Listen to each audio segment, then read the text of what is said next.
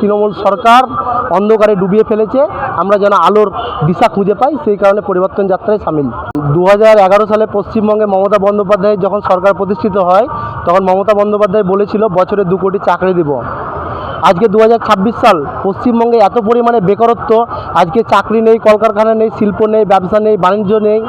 মমতা বন্দ্যোপাধ্যায় পশ্চিমবঙ্গকে পুরো ডুবিয়ে দিয়েছে। তাই আজকে শিক্ষিত বেকার যুবকেরা ভারতীয় জনতা পার্টির পক্ষে ঝুঁকে গেছে এবং 2026-এর নির্বাচন তৃণমূলের বিসর্জন।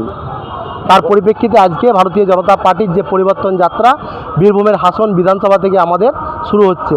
1,500 টাকার বেকার ভাতাতে একটা ছেলের মানে শিক্ষিত বেকার যুবকের ওর যে হাত খরচা সেটুকুনো সম্পূর্ণ হয় না। তাই সমস্ত বেকার যুবকদের একটাই আবেদন, চাকরি চাই বাংলা।